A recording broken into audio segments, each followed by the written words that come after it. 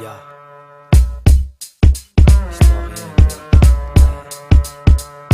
Je me rappelle, comme si cela s'était passé hier. Je connaissais un jeune lascar à l'époque en 93. Pour lui, ce frère, ce qu'il aimait, c'était les grosses caisses. Éviter la school, il préférait faire du business. C'est ça la vie d'un mec en banlieue. Ça rêve de cash, d'une famille heureuse. Mais tout ça n'est pas si facile dans un monde sans pitié. En temps de crise, on doit pour de dérive jusqu'à même canner. Je me souviens même d'une époque de sa vie. Samir calibre en poche, braquer les dealers de Toshi. Mais bon, à part ça, on n'a pas la vie en rose. La plupart fils d'ouvriers, on a tous envie d'une seule chose: s'arracher de la banlieue, éviter tous les soucis, partir très loin et ne jamais revenir habiter ici. Putain de merde, j'ai peur pour mes enfants. Quand je pense à lui, ce qu'il a fait, il en a pris pour 6 ans.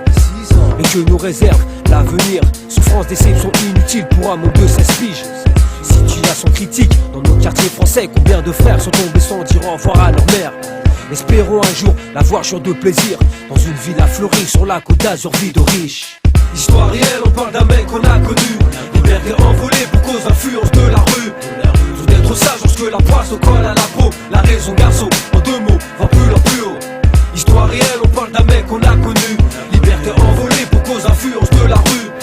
Tout d'être sage lorsque la poisse au colle à la peau. La raison garçon, en 2 mots, va plus en plus haut. 2 ans ont passé, et toujours incarcéré. M'amène Samir enfermé dans un putain de 3 mètres carrés. Repense à sa famille qu'il a quitté. Un sale matin, embarqué, menottes au poignet, tête baissée, nous y regarder sa mère pleurer. C'est dur pour elle de voir son fils se faire maltraiter. Emporté, direction la putain de zonzon. Au revoir les copains, bonjour les matons. Putain c'est trop con, ici les rues sont pleines de juvéniles, squattant sur le bitume, croyant que la vie c'est si facile. Tu parles refrain, on a tous une vie de chien, un chemin tracé, pour la plupart un destin malsain. Se foutent en tout, même si la vie ne fait pas de cadeaux. Les jeunes d'ici sont prêts à tout pour quitter le ghetto. C'est bien beau, mais un jour tout cela se finit. Regarde Samir, passe tout son temps en zombie. Reçoit des lettres, des mandats, des visites de sa famille. Et chaque nuit se demande quel jour sera sa sortie. C'est rude cousin, d'être enfermé à l'ombre mitard, sans femme, sans bingo, en chaleur comme un clébard. Évite de penser à tous les jours qui restent à tirer. C'est trop chambé lorsqu'on est un jeune condamné. Les temps sont durs, les nuits sont tristes. La liberté est loin en attendant le jour J. Tiens bon cousin. Histoire réelle, on parle d'un mec qu'on a connu. Liberté envolée pour cause d'influence de la rue. Tout être sage lorsque la poisse te colle à la peau. La raison garçon, en 2 mots, va plus en plus haut. Histoire réelle, on parle d'un mec qu'on a connu. Liberté envolée pour cause d'influence de la rue. Tout être sage lorsque la poisse te colle à la peau. La raison garçon, en 2 mots, va plus en plus haut.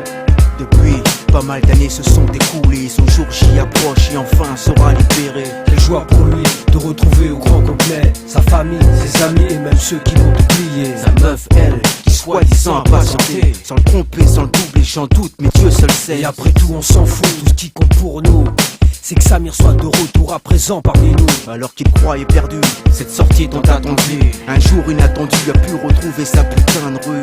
Dis-moi, la réinsertion sera-t-elle bonne face à l'argent que le vice, les conneries te donnent? Peut-être ça lorsque la poisse te colle à la peau. La raison garçon, en 2 mots, va plus haut.